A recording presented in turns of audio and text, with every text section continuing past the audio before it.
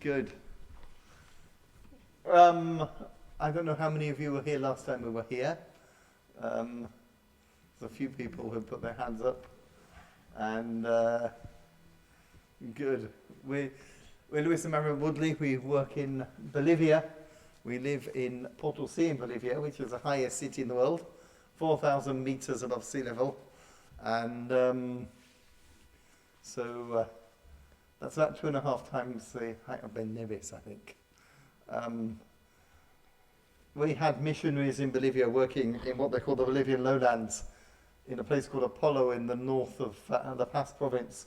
And it was the lowlands, and they were at the height of Ben Nevis. So that's Bolivia. And Bolivian flag, this one.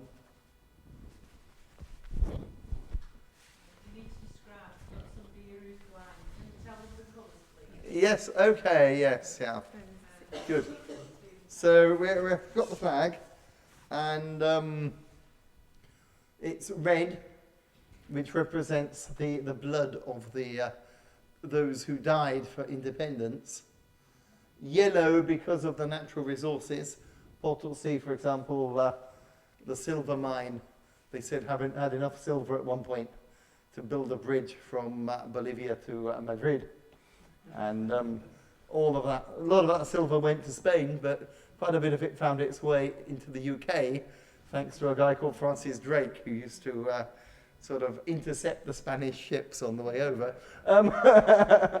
Probably the best way of putting it. And then the green, because we've got the Amazon basin, the Andes Mountains, so it represents the natural richness. And then the shield also represents that. You probably can't see that from here. It's a bit small, but there's the mountain, which is the Potosí mountain. There's the trees from the Amazon, the llamas from the Altiplano, and the different flags of the shield representing the different departments of Potosí. So, and as I say, we're in Potosí, so this flag, which is sort of in 4 squares, 2 white squares, 2 red squares, and the shield of Potosí in the middle of that. So every department, there are 9 departments in Potosí, has its own flag, and we're working there, although we end up traveling all over Bolivia. And before the pandemic, we were traveling to Colombia, to Peru, and while we were in Colombia, even going down to the south of Colombia, where there's a 3 border area, and the pastor was a Colombian, his wife was Brazilian, and we used to walk 15 minutes to the church, which was in Brazil. So crossing over an open border, but most of the congregation were from the other border, working on the Brazilian side, and they were from Peru. So he was a Colombian pastor with a church in Brazil, mainly reaching out to Peruvian immigrants who were working there. So, and we taught, particularly myself, Maribel went once or twice, but the Timothy Institute, which you'll hear a bit more about now for training pastors and leaders, is what took me there to teach and to be in that area. Frank will be able to tell you, because he told us this morning, as we were with him, that there are, Spanish is the main language, but there are 37 other languages recognized in Bolivia. It was 36 ethnic groups, but they have actually added Bolivian Sign Language as an official language. So it's now 37 official languages in Bolivia, because sign language has been recognized as an official language, which is good. And I think probably more than they're doing here. Yes. So by the look of some of the faces in the comments that are being made here. So They've recognised Bolivian Sign Language, which Maribel learnt some, but needs to practice. So she'll just greet you in Bolivian Sign Language. Yes. You ready? I will say good evening. Good evening. Oh, Yeah. sorry, my English. Good evening, everybody. I'm just saying buenas noches a todos and good night. Good evening. Okay. It's different from the UK Sign Language, so if anybody knows that, they may not recognise the sign. But Maribel says some of the signs are the same, having seen some of the programs where they are signing. The T is the same. I know the sign language for a town near here called Nelson. It's that. Yeah. And Bolivia. okay, it's like this. And Bolivia in Bolivian Sign Language? Yes. What is Bolivia in Bolivian Sign Language? Bolivia is like this. Llama. So llama. So Bolivian Sign Language has been recognised, 36 groups, but the biggest two languages after Spanish are Quechua and Aymara, which are from the west, and they're Andean languages, and Potosí is a Quechuan language. And Maribel will now say, ask you how you are in Quechua, because Maribel also speaks Quechua as well as Bolivian Sign Language and Spanish and English. English a little bit, but okay. Imainaya Kashankichis, hermanos. So that's, how are you, brothers and sisters? Because they still use the generic in Spanish. So how are you, brothers and sisters? And if you're good, you would say, Waleja. Waleja. I'm okay, thank you. So one of the questions that always comes up from people who don't know us, where did you meet? We met in the past at the missionary training school. I was working in Argentina for 4 years, and then went to Bolivia for a year at the missionary training school, but met Maribel. So that year has extended to 20, and we've been married 18 now.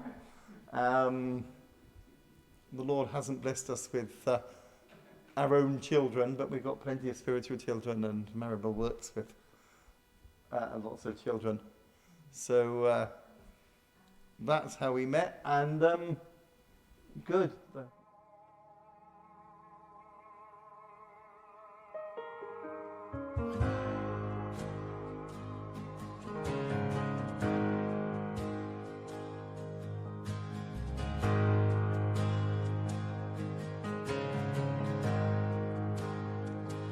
I love you, Lord. Oh, your mercy never fails me. All my days I've been held in your hands. From the Hermana linda Vilca, yo te bautizo en el nombre del Padre, del Hijo y del Espíritu Santo.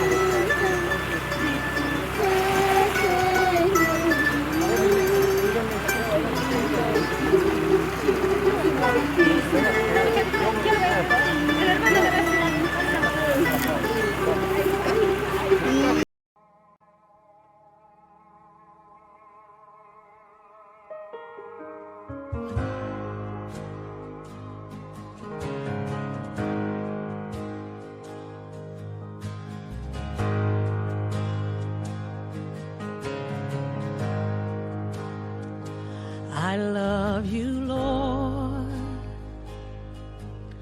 Oh, your mercy never fails me.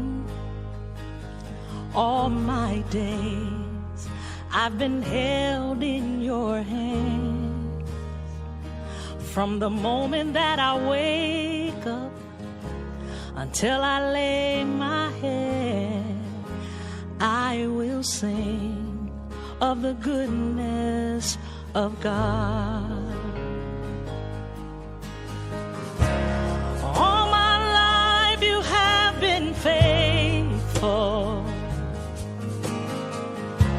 and all my life you have been so good.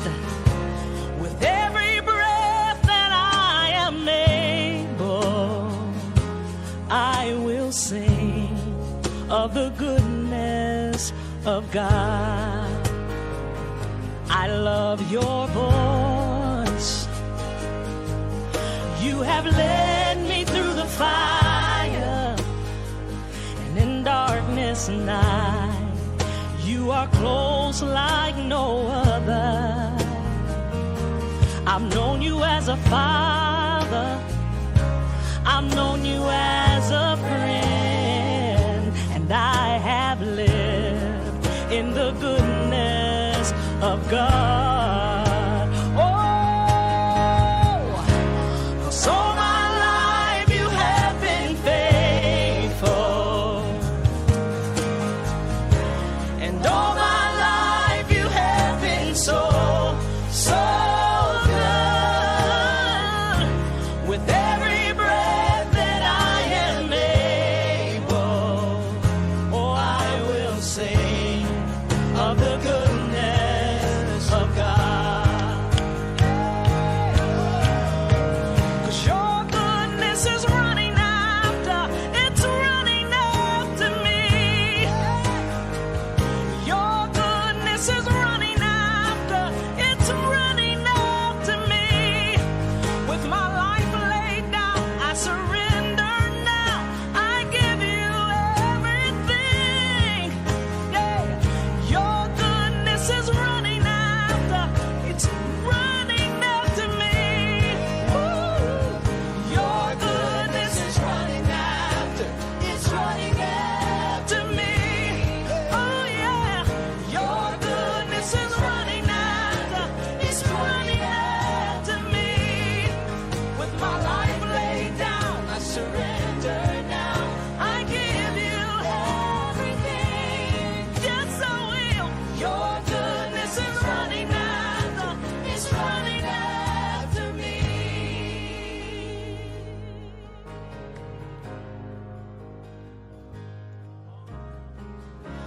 'Cause all my life you have been faithful, and all my life you have been so good. With every breath that I am able, oh, I will sing of the goodness of God. Hey.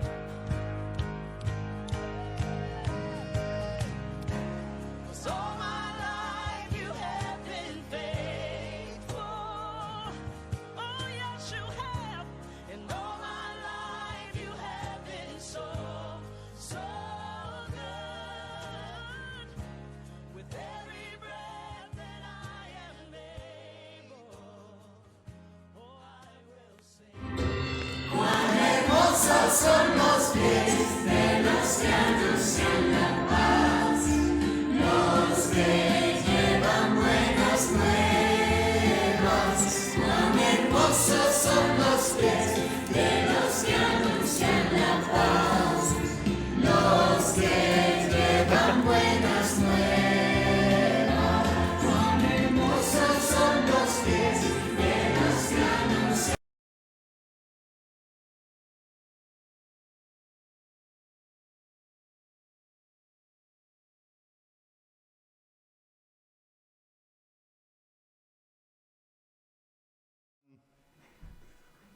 So you've seen a little bit of what we're doing. You probably need some explanation of all of that, at least some of it. The verse in Romans 10:14, well, the next verse, verse 15, was actually, part of that is what they were singing, which is also in Isaiah, how beautiful are the mountains at the feet of him who brings good news. So that was a song by a guy called Santiago Benavides, who's from Colombia, who's also a Latin Link missionary. We're with Latin Link as a mission sent from here. And Santiago's well known throughout South America as a singer and a worship leader, but he is also part of Latin Link, and we use one of his songs in the events that we do with Mission in Action, but that's Maribel's area to talk about, so I won't talk too much about that. She will. And you saw up there at the beginning, Living Hope Church. That's the church that we are members of, our local fellowship in Potosí. Started about 6 years ago in one of the areas on the outskirts of Potosí, mainly Quechua speakers in that area. So we sing in Quechua. We try and make sure that at least one of our meetings each week, one of the elders of the church speaks Quechua, so he would preach in Quechua. I don't speak Quechua, so not well enough to preach, understand a few words, but so I wouldn't be preaching at that service. But particularly the ladies like the Quechua. When we helped plant a church in the past, which some of you who have come to several of our meetings will possibly remember, because we were working in the past, I think the first time that we came to Accrington. And after that experience and then moving on into ministries that used what we believe is our gifting more, which is teaching and training and building people up, said we wouldn't get into a church planting situation again. We saw why the Lord took us into that, because if we hadn't have been church planting and pastoring and leading, we wouldn't have the authority to train and teach leaders and pastors if we had never actually done that work ourselves. So we know why the Lord took us there, and it was a very difficult time, but we know that most pastors that we meet are having equally difficult times with their churches and their situations and reaching the people. So we said we wouldn't get involved in a church planting situation, but about 6 years ago, we felt we should be leaving the church we were in Potosí and helping a smaller church, because it was one of the bigger ones. And we were invited, by our landlord, who is the elder of one of the churches, to come and help this new work that his church was going to start. And they wanted to plant a church in this area. And we felt that was the right thing to do, and we had the blessing of the leaders of the church we were at, and they sent us off 6 years ago to help plant the church as part of a team. I think the problem when we were in the past is that we felt that we were on our own a lot of the time and unsupported, even though we supposedly had a church behind us and backing us. But we got it was more of a team in this situation, and a large family who had the vision, who were living in the area, who wanted to plant the church. So they started with about 10 people, because that was the size of the large family. So there was a good base to start with. And the church has gone on. We were in a room probably a third of the size of this one, I would have thought, to start with.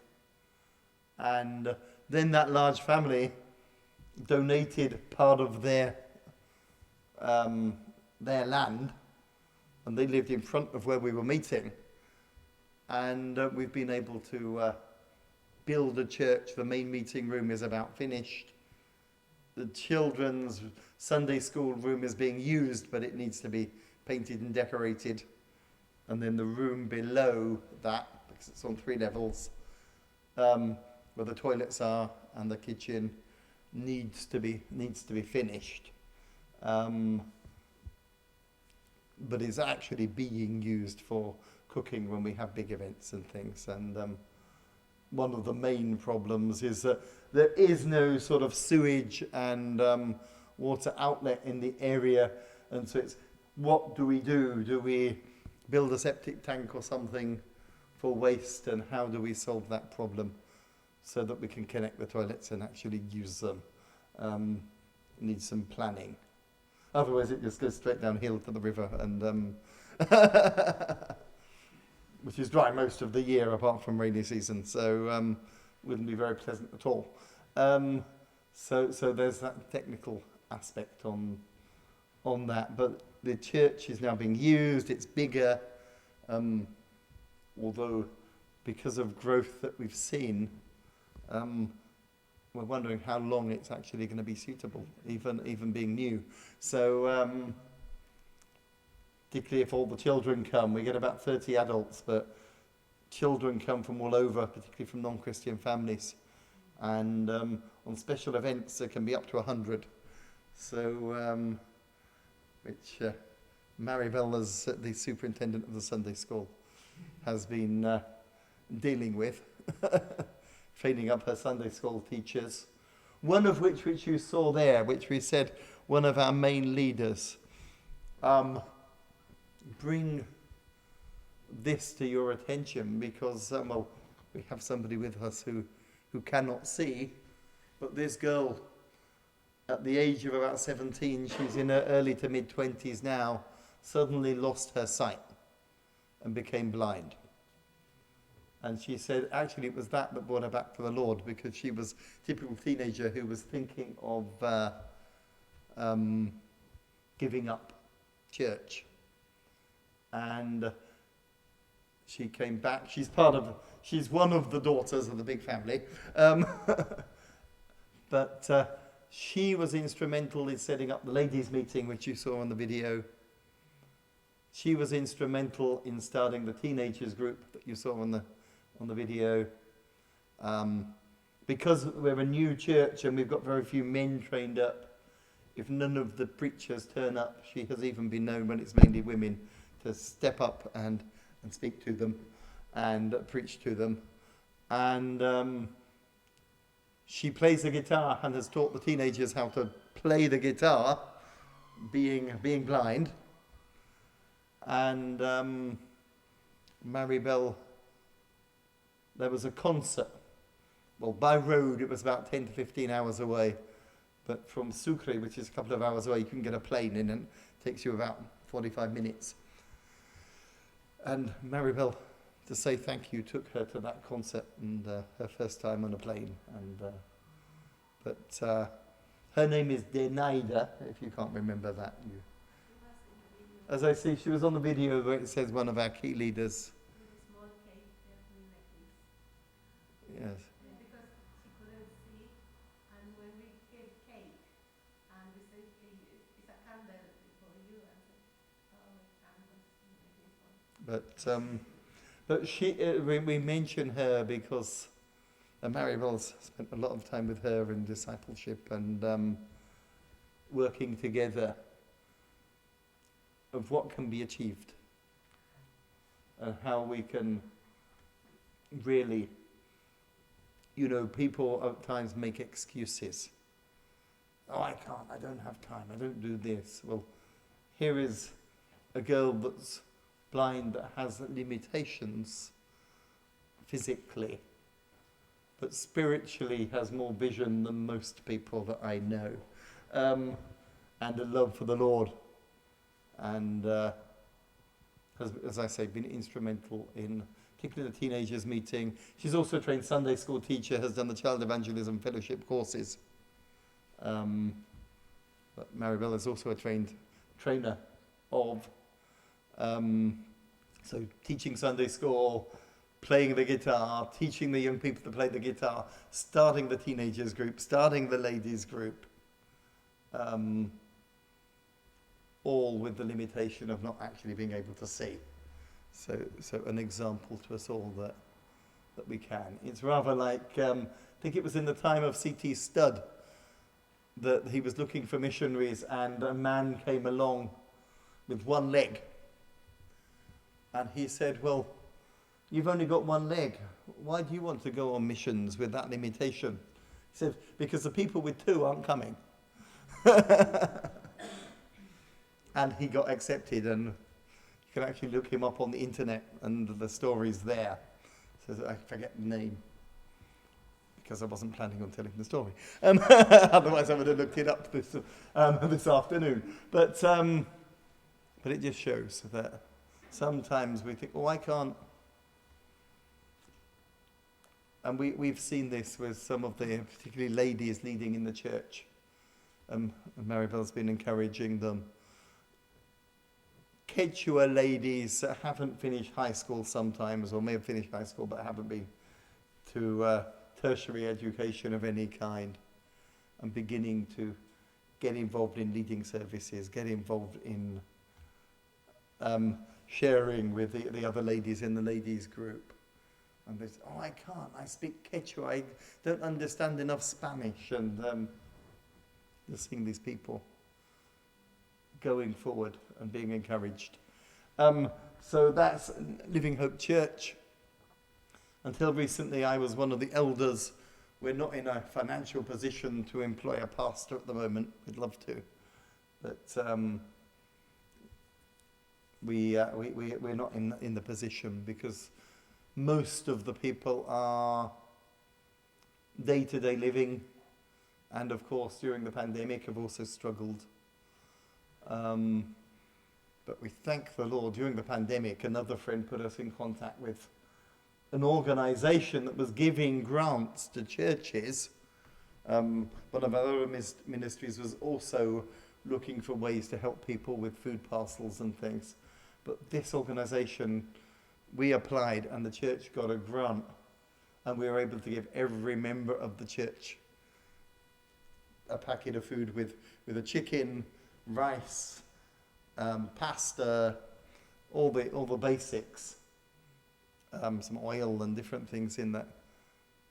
And one of the members works for the local for a manufacturer of pasta, so he was able to get the pasta for us at greatly reduced prices to help. So our money went even further because of that, and help a lot of the families who were actually, not all of them, the family where the guy worked in the pasta factory, probably not as much as others, but there were other families who were definitely struggling. Some families whose parents had gone to the rural areas to work and left their 15 and 17-year-old daughters in charge of 3 or 4 other brothers and sisters, but obviously not working, doing school on Zoom, and the parents away, and so not knowing how to provide for the family, and helping families like that. My main ministry outside of the church is the Timothy Institute, which I'm the director of nationally, and so have travelled all over Bolivia, particularly before the pandemic, and in this last year a little bit, to teach courses in all 9 departments of Bolivia at some point in the last 3 or 4 years since we were last here. And Timothy Institute is for pastors and leaders, and it gives them practical skills on pastoring a church. A lot of people can't get to Bible college, so they come on these courses, but a lot of pastors, and particularly younger pastors, they've done all the theological training, then they get a pastorate and say, what do I do now? Because they've actually been trained as theologians or in the theology of their denomination, and they're not quite sure what to do when it comes to pastoring a church. So we help to give them some skills that will hopefully help with that: pastoral care, stewardship, eliminating family violence, and other courses, preaching and teaching, that will hopefully equip leaders. And there are other leaders who come along who are in the older bracket, who are coming up to retirement, say, we want to be involved in our church, but we're not going to go to Bible college as we're over 50. So, but they do need some training, so the Timothy Institute helps them. It's practical and putting into practice. So that's the church and the Timothy Institute. Maribel will now come up and talk about the other ministries, Mission in Action and the Conquerors, and whatever else is on her heart this evening. Okay, I will tell you a little bit. I hope my English will be working. And okay, what about is Mission in Action? Why Mission in Action? is because sometimes we talk a lot about, only we talk, or sometimes we give information. But this time, we know people, they want to see actions. When we say, Jesus loves you, it's not enough. They want to see, they want to feel something. And it's the reason because we put this ministry name, Mission in Action.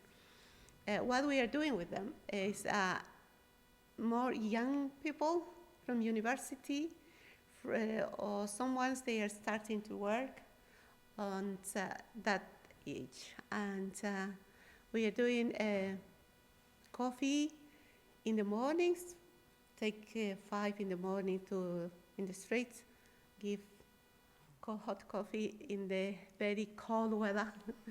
And the people, they are very happy, especially the people who live in the streets. In the pandemic time, we were doing cakes for Mother's Day. Do you have Mother's Day here? Yes.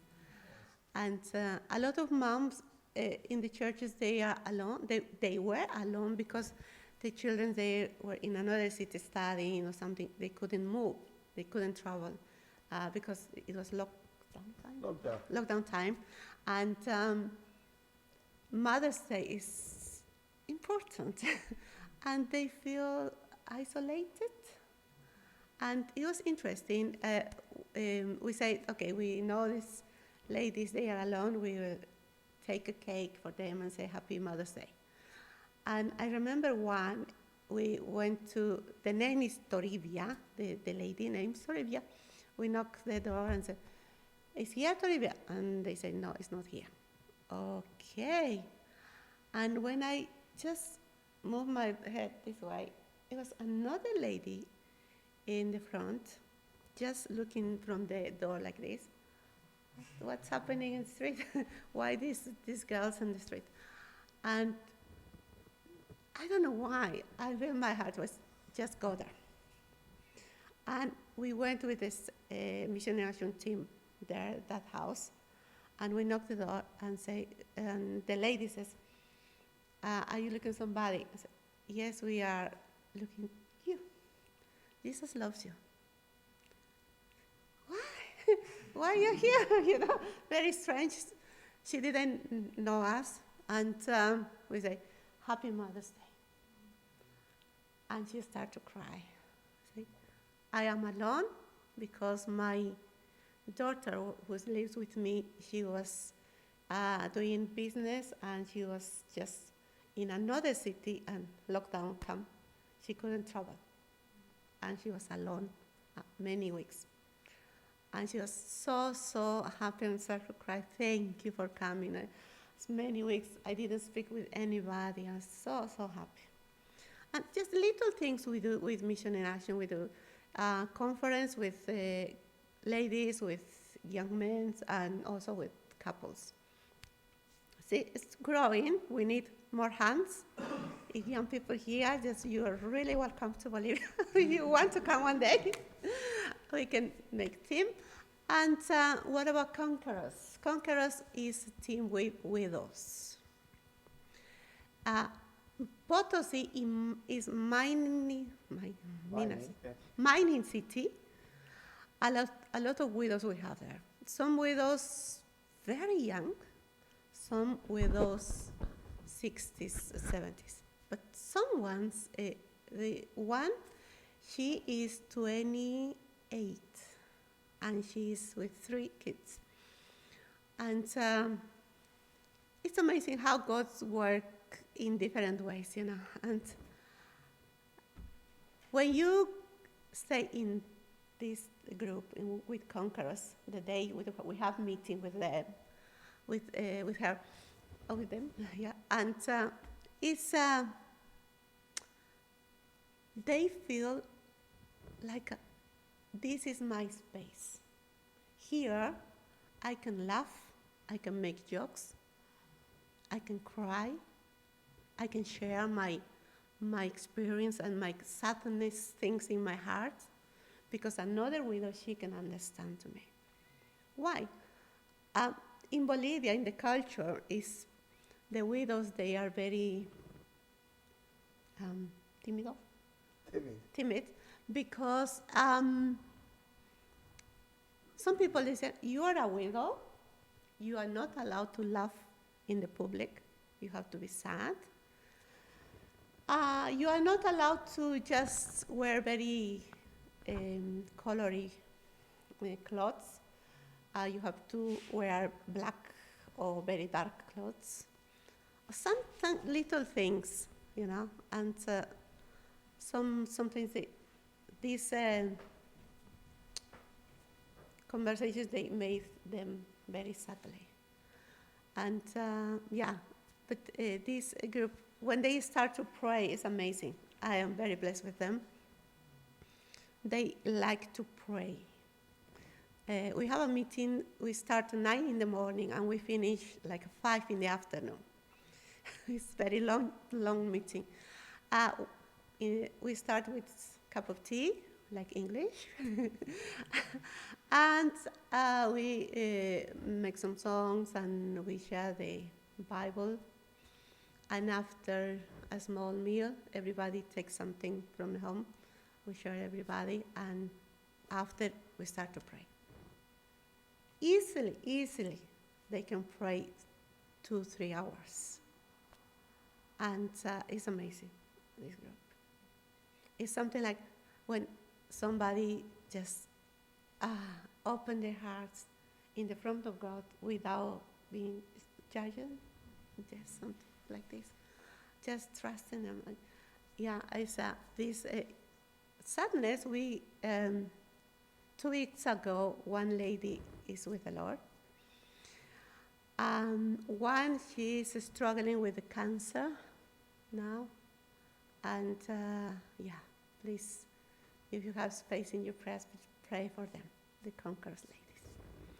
Okay. Yes.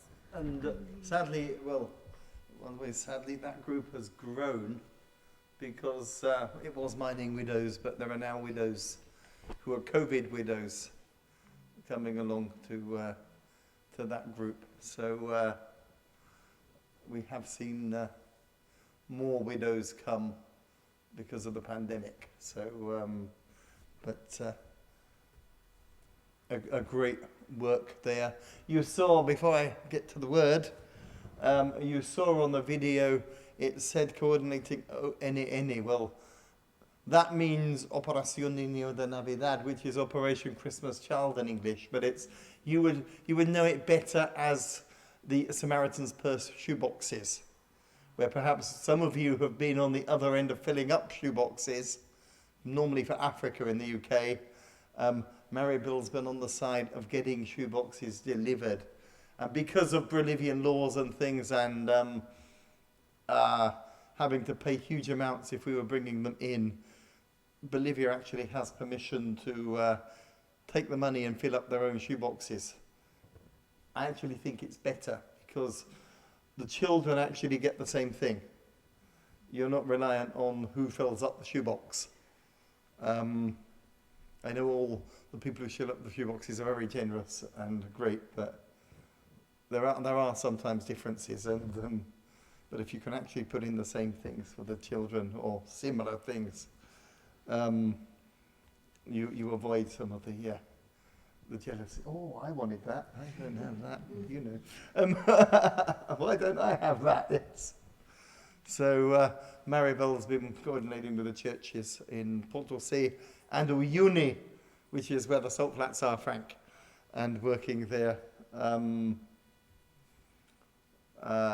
with different churches. Maribel's from Uyuni and has had the privilege of going back to the church where she was converted, which is a Brethren church, and actually getting them to accept, to not only do the program, but to be the host church and have the Christian Union Church, which is like the FIC, the Baptists, and the Assemblies of God as well as themselves coming to the meetings is quite something, and it's a joy to see that.